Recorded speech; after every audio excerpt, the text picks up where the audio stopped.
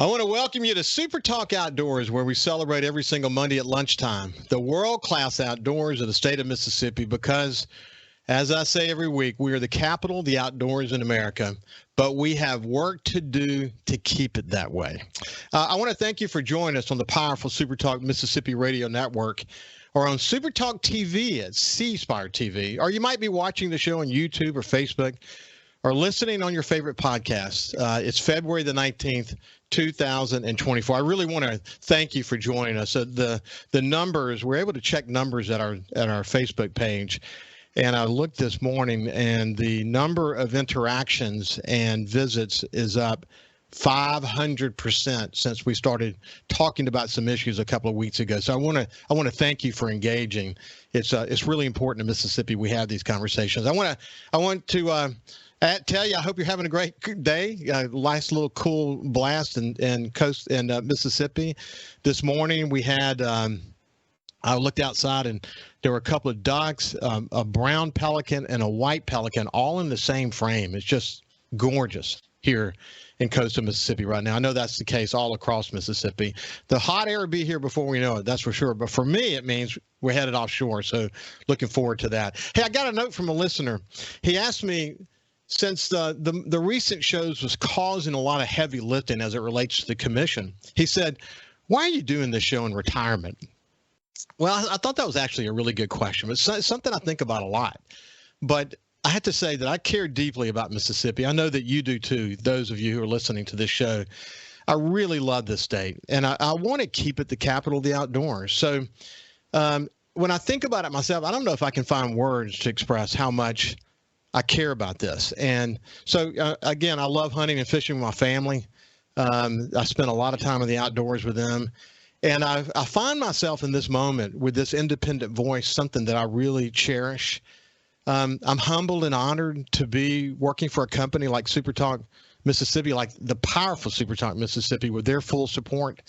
And I think back about the time I was president and publisher of 3 Gulf Coast newspapers, or later in my career, I had responsibilities for newspapers and media companies across 5 states. And during that time, I learned a lot about what it looks like to shine the light. And I often say this, that when you shine the light on the public process, it becomes actually a powerful lubricant to right wrongs. And so when you find yourself in a position where you have the opportunity to shine the light, and then that intersects with your love of the outdoors, to me, that's kind of a winning combination. And that's what SuperTalk Outdoors is all about. So I want to thank you for listening and for sharing my passion. And I want to thank my listener for that question.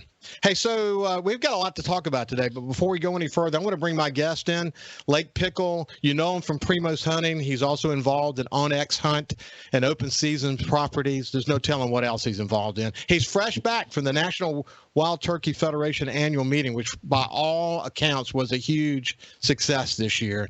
Without any further ado, let me welcome my friend Lake Pickle to SuperTalk Outdoors. How you doing, Lake?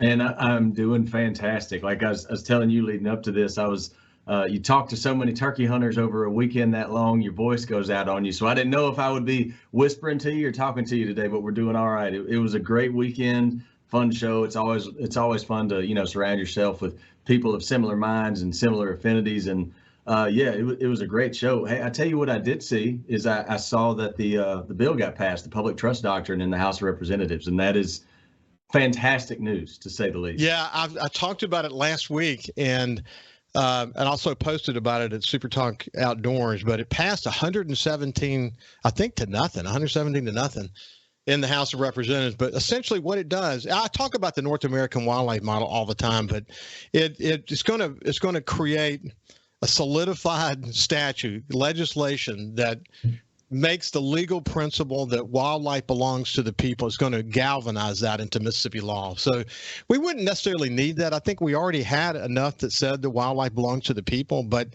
once the Attorney General reversed Jim Hood's opinion, that the Department of Wildlife, Fisheries, and Parks Commission could approve the sale and transfer of white-tailed deer, which they haven't done, but that 5-member commission could actually do that. I think it became clear that we needed a public trust document that galvanized that wildlife belonged to the people. So it's a great piece of legislation. Bill Kincaid, the chairman of the House Wildlife, Fisheries, and Parks Committee, is the one that shepherded that through, and it had overwhelming bipartisan support. So now it goes over to the Senate, and we'll be looking to Chairman Neil Whaley. I'll be watching the Senate committee very closely, and the Senate to see what they do with it. But this bill is a no-brainer. Certainly, there will be some that try to defeat it. But who's going to push back on wildlife belong to the people, Lake? I mean, if there was ever a bill, obviously, I'm extremely satisfied that it went through so unopposed. But if someone did oppose it, I'd be like, all right, let's talk to that person that opposed it. Seemed like a no-brainer to me. It would be special interest. It would be, for starters, it would be deer breeders who want to sell and transfer their deer. And, of course, it didn't say anything about that in this bill. It just says wildlife belongs to the people. It's galvanizing the legal principle that is part of the success of the North American wildlife model, something that's helped Mississippi be successful, and it makes us stand out among the rest of America, because we put so many amazing things in place that have helped us become the capital of the outdoors, and hopefully we can keep it that way. Yeah, 110%. I think, you and I have talked about it in past shows in terms of talking about the deer breeders and everything that going on there. But this is just such a great opportunity and encouraging to just simply nail down, like you said, to galvanize that. This is not, I don't care if they're inside a fence or out of a fence. The wildlife they belong to the public, and you cannot change that. It is a public resource, and we need to take care of it. Yeah. Have you been watching what I've had to say about the commission?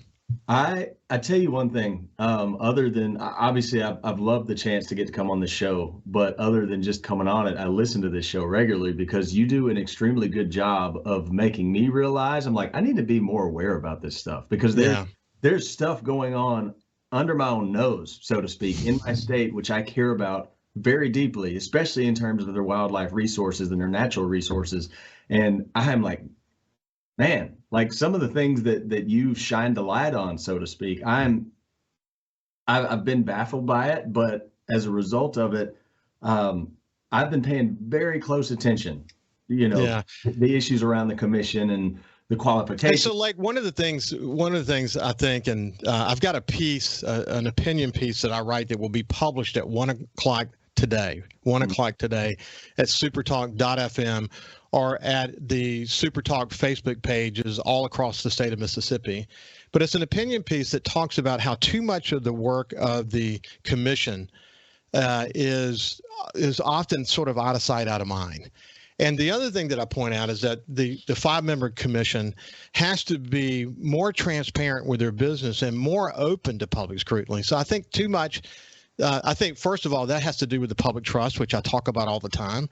But it also says that when the commission operates in secrecy, in other words, which I'll highlight this afternoon in this opinion piece, that when they do too much of their work behind the scenes in back rooms, out of view of the public, and when it's influenced too much by politics and the rich and powerful, what that means is it's going to erode the trust that our citizens have, not only in the commission but in Mississippi's government, and we just got to be more focused on it. And I think what's going to happen is.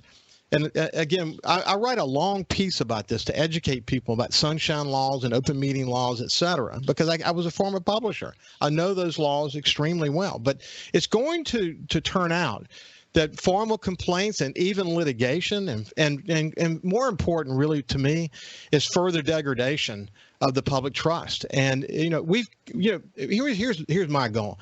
My intention is to put the public trust back on the front burner. Okay, put it out there so people pay more attention to it, so that our kids and our kids can count on us.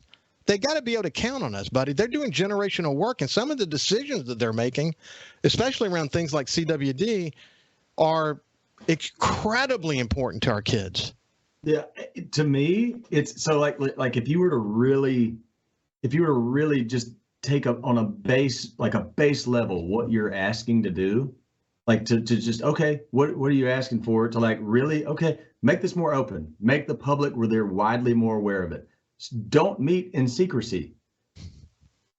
If there's a problem there, like please explain it to me, because like what's and then in terms of the CWD thing, like so I heard the show last week. The fact that the commission can make those kinds of decisions about CWD policies without regard, it's wild to me. Yeah, without public input. Listen, what we'll do on the other side, we'll pick it up from there. There's actually a commission meeting coming up this Thursday. I'll give you the details about that. Really important meeting, and we, based on the conversation we're going to have today, these guys have a lot to think about. We'll see you on the other side with my friend Lake Pickle. We'll see you after this. Welcome back to Super Talk Outdoors. I have my friend Lake Pickle with us, and I shared a quote from John Audubon last week, and the quote said this: "A true conservationist is a man who knows that the world is not given by his fathers, but borrowed from his children." If I have to describe, a clarion call that you have in your work and the clarion call that I have in mine, or that the commission should have in theirs, is that we're working to contribute toward doing generational work. So our kids look back and they're proud of us. What does that quote mean to you when you hear it? So I liken it to the conservationists that I grew up looking up to, because that's the kind of mindset, like the first one and foremost that I learned from, that I kind of attached myself to, was someone that you and I both know, Will Primos. And I know that's the way that he thinks. And then think about men like Fox Hayes. There's the Fox Hayes quote that I believe that the good that men do live long after they're gone. And that's the way that a true conservationist has to think. You can't think in a finite mindset. You have to think about what happened before, and you have to think about what's down the line. You have to think about your kids and your kids' kids. Yeah, you're so right. When I have talked to Toxie on the show, or his two sons, and we talk about the legacy of Toxie's father, Fox Hayes. It's so important. Generationally, they've all been touched by this responsibility they have to give back. And of course, you and I could spend a whole show talking about Will and the inspiration we get from Will and the way he leads by example. I got to work so closely with him on the Outdoor Stewardship Trust Fund. And when he believes in something, he steps out there and he does it. And he's such a principled guy, someone who, when you join forces with someone like Will, you have an opportunity to find success, don't you? Absolutely. Not just because of who he is, but just the guy is a bulldog when he's passionate about something. He just is. I know that for a fact. But he's a good friend, and I know that he's been a big inspiration to both of us. Hey, listen, before we went to break, I mentioned that there's a meeting coming up for the commission, the Department of Wildlife, Fisheries, and Parks Commission. It's this Thursday, February the 22nd. This Thursday. It's actually going to happen in Crawford, Mississippi, at the Black Prairie Wildlife Management Area. That's at 1350 Fire Tower Road. You can just go do a search on February 22nd or February 2024 Department of Wildlife, Fisheries, and Parks Commission, and it will give you the details. But there's going to be a business session that starts at 11, an education session that starts at 10. It's open to the public. But here's something interesting in their website that I want to read out loud. It's open to the general public, and all interested persons are invited to attend. But it says the public will have an opportunity to provide comments on the business session agenda by sending an email to, and it gives an email address, by Friday, February 16th, 2024. Your email must include the subject of your concern along with your name and address. And it goes on to say, if you prefer to make comments by attending in person, please send an email making the request and include your name, address, and agenda item number. Speakers will be limited to 3 to 5 minutes each, and number of speakers may be limited. Well, actually, that's not true. If that's the approach they're taking, that's not abiding by open meeting laws. So I sent a note to Executive Director Lynn Posey last week, and asked him about, is anyone ever not enabled to speak? And he said, you can call or email the office and we will put you on the agenda, or anyone can sign up at the meeting and be added. They usually limit comments to 5 minutes. So the point is, you can go to the meeting. You don't have to send them an email ahead of time to get approval. If you want to go, just go and sign up and speak. Now, if you're a member of the general public, you're going to be given less than 5 minutes. But if you're somebody who's politically connected, you'll be given unlimited amount of time. At least that is my observation from looking at all of the commission meetings that are on YouTube. So that's not a good thing, and I'll reflect a little bit more about that in the column that I write this afternoon that will be posted at supertalk.fm at 1 o'clock. But anyway, getting back to CWD. I got a column that I'm going to publish later today as well, in addition to the one about open meetings laws, and it reflects back to Claiborne County and the point that you just made in the discussion I had last week, and that is that in Claiborne County it was part of a CWD zone because what was happening across the river in Louisiana. But Leonard Bentz passed a motion to say we're going to make the Mississippi River the center of the delineation line. That was incredibly arbitrary. He kept using the word arbitrary over and over and over again at this meeting. You can go to the SuperTalk SuperTalk Outdoors Facebook page to watch some segments from this meeting. But what was arbitrary is what he was doing. What science said do is Claiborne County should be part of the CWD zone, and it was. So long story short, they decided to change it. Gary Rhodes, Leonard Bentz, and Scott Coopwood voted for it. The chairman, Bill Koster, didn't vote.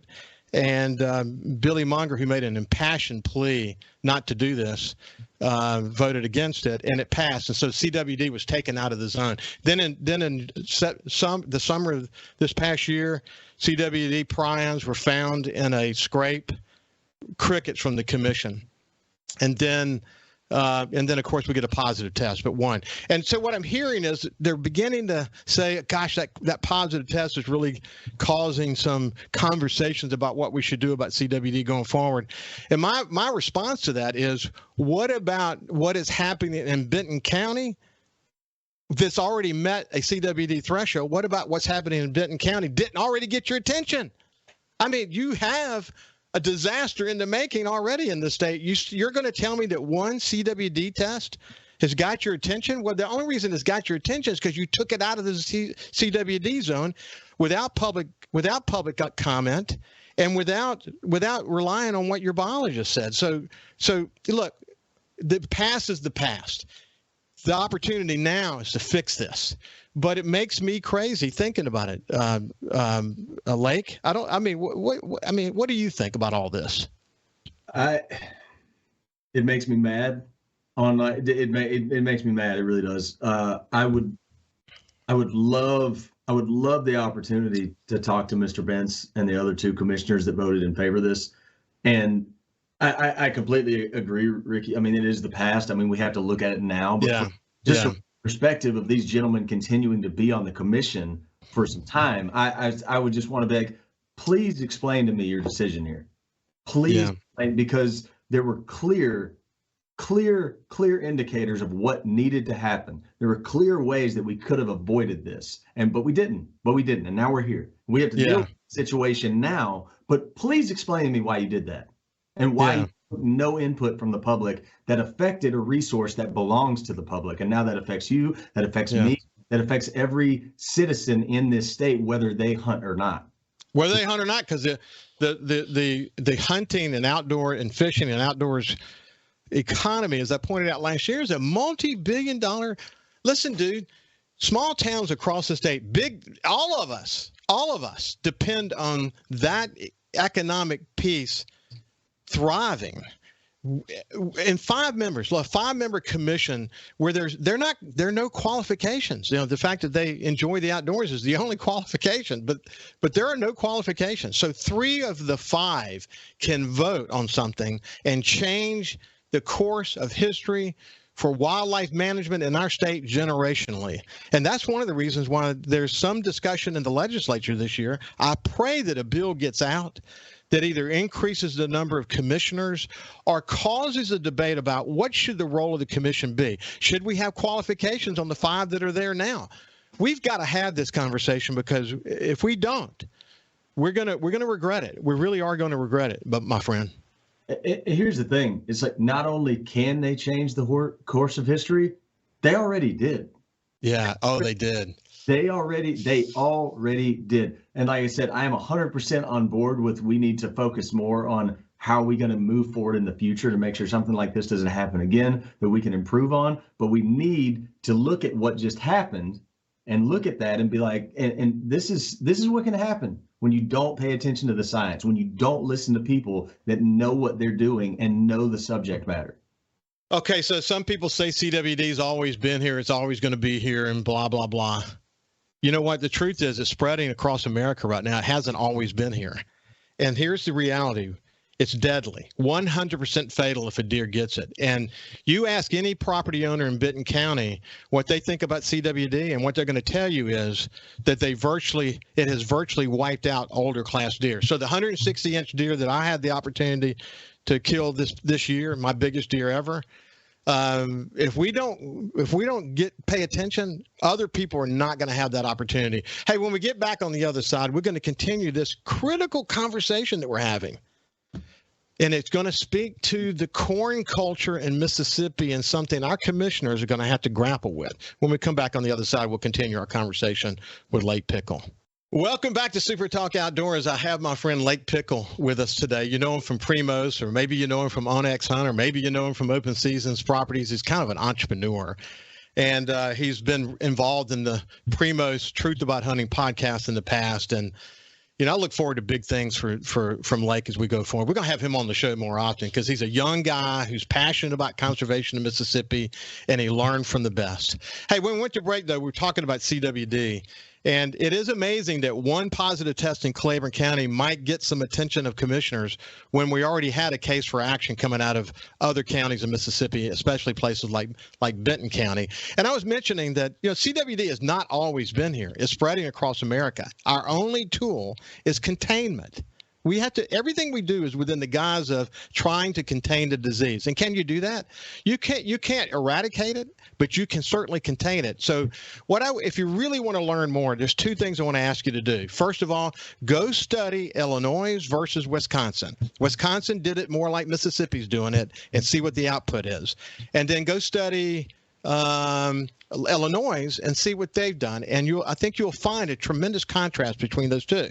Also, what I want you to do is go look at the Department of Wildlife, Fisheries, and Parks, and look up the Harrison County public meeting. When there was a positive found in Harrison County here on the coast, they had a public meeting. And William McKinley was there, and let me tell you, he was fresh back from a CWD conference where people from all over the world were there.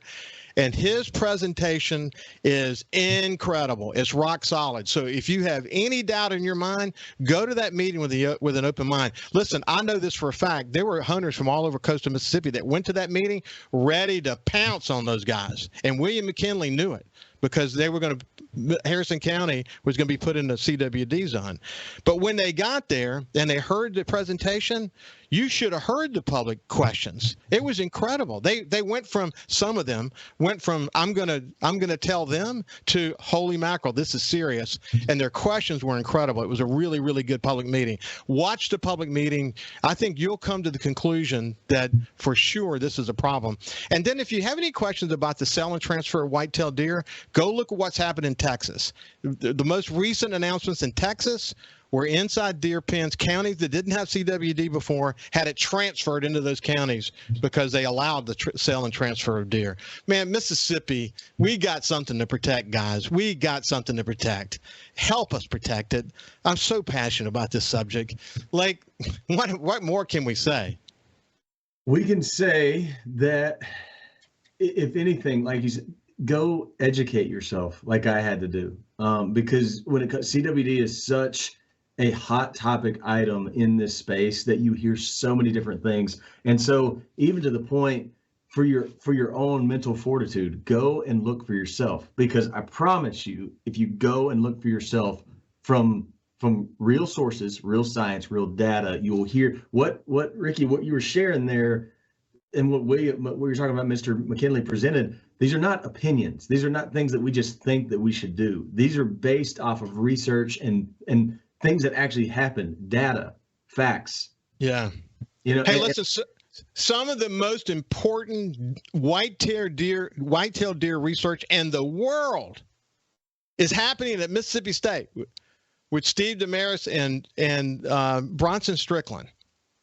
Mm-hmm. There's no fogginess in their heads about where this is headed if we don't manage it properly. Yeah, it's please ask, Dr. Damaris or Dr. Strickland their opinion on CWD.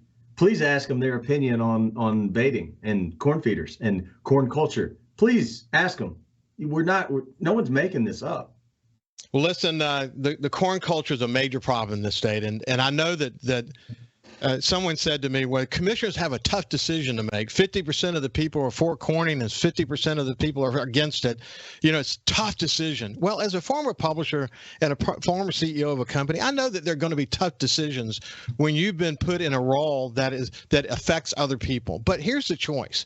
Do you lean toward the sort of the corn culture, or do you lean toward your kids and what's best for them? And listen, I'm going to have somebody help me find somebody from Benton County who can come on this show and talk to me about their experience, because man, the stories coming out of Benton County are not good. They're not good at all. And we're going to highlight Benton so you can understand that if you want to kill big deer in this state, we better turn the corner on this quickly. And the irony is the quality whitetail program that's being implemented all over the United States came from Mississippi.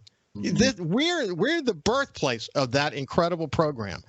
And now we can't seem to wrestle something like CWD down. It's 2024. In 2018, we found the first case. In 2024, we have a commission that's still sending mixed messages and misinformation, and we've got anti-science members of the commission. We can't get our heads around this. This is why we need qualified people on this darn commission, buddy. Mm-hmm. The way that this is getting looked at and the way that it is getting treated is so disgustingly myopic. It is so myopic, because it's just tough decision. Sure, I'll give you that. Tough decision. Sure.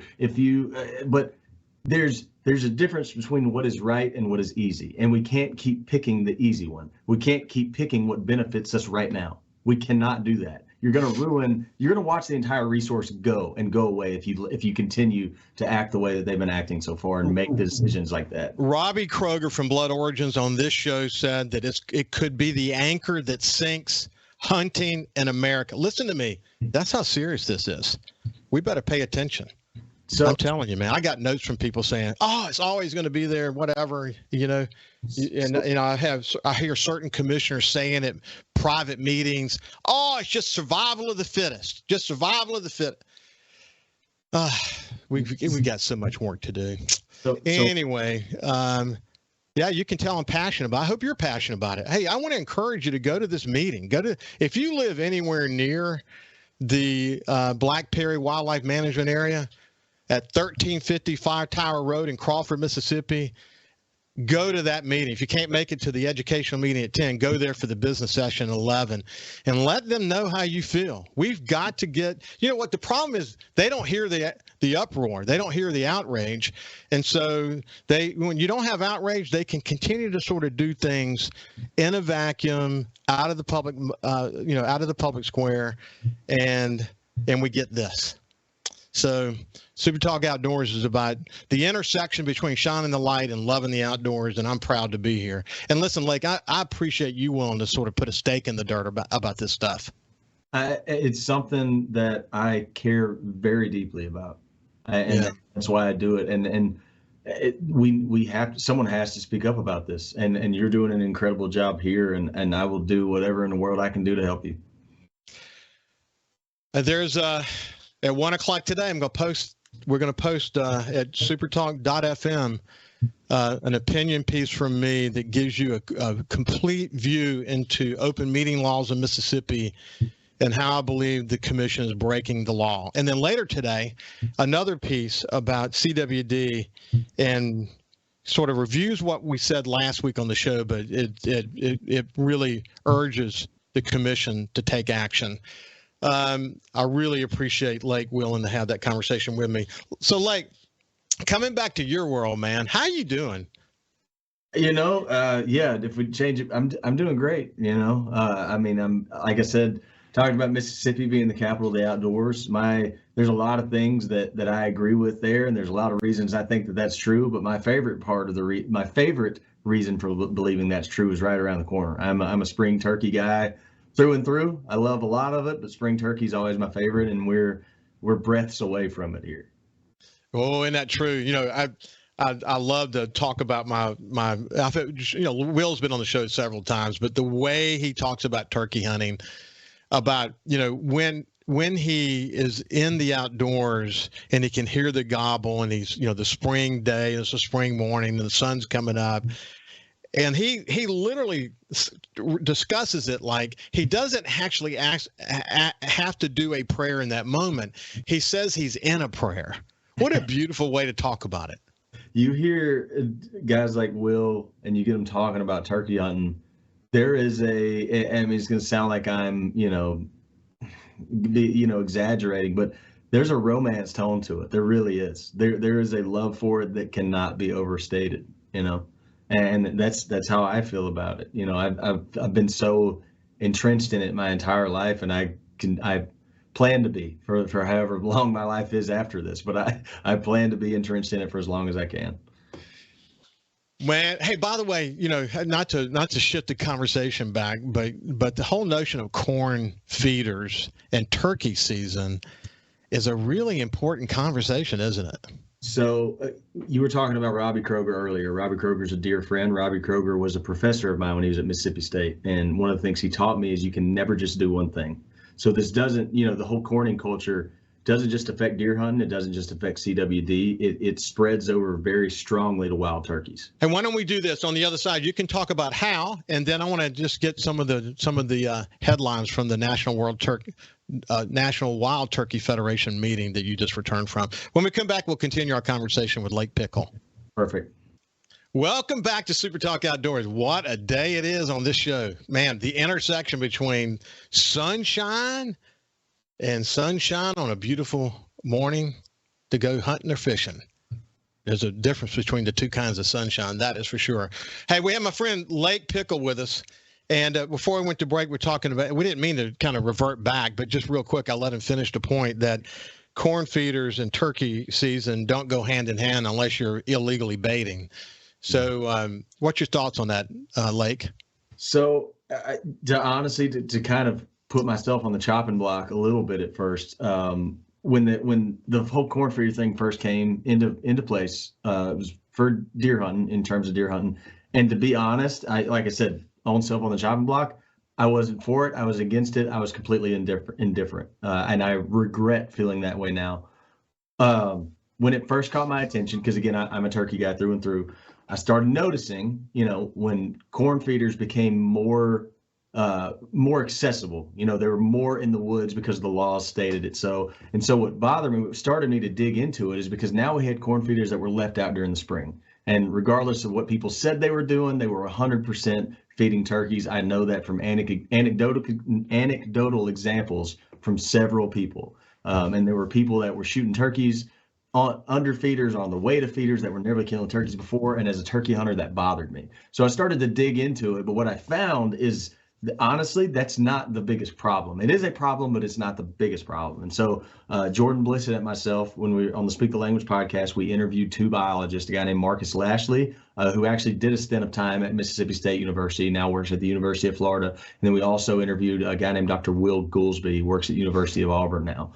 But what they dove into is just the effect that having a corn feeder can have on a wild turkey population level. Which is something that's also very highly discussed right now, because our numbers they're not dismal, but they're not great. We could all agree on that. And basically, there's a host of issues that it's causing, but to kind of condense it, the biggest one is you're basically causing a vacuum for nest predators, raccoons. And so they were doing all these research studies on how nesting success for turkeys is affected when a feeder is in the vicinity. And I can't, it's been long enough since I had that interview. I can't remember the exact radius, but it was mind blowing, like the effect that this had, because raccoons was probably the biggest one, but then you get into aflatoxins that can affect breeding success for the hens. You get into other predators that, not killing the eggs, but are killing adult turkeys, bobcats, coyotes, so much and so forth. The list of problems went on and on and on, and I just couldn't find really any positives that would even begin to outweigh the negatives that it brought about.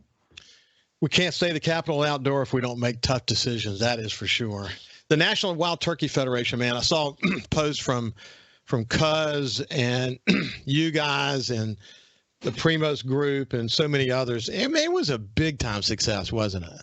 It was fantastic. It really was. And what I've seen now is, like I talked about earlier, turkey numbers not being that great, but I'm seeing kind of a rallying behind that. And I'm seeing one thing I'd like to see most. I'm not only seeing a rallying behind people wanting more turkeys, I'm seeing a rallying behind people that want to understand the science of that.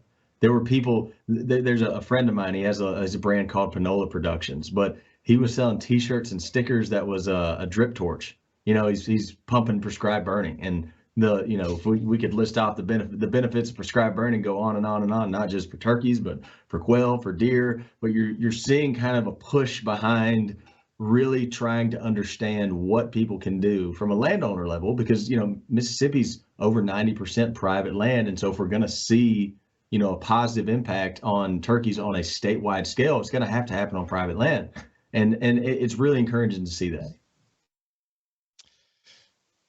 Prescribed burning. I need to do a whole show on prescribed burning.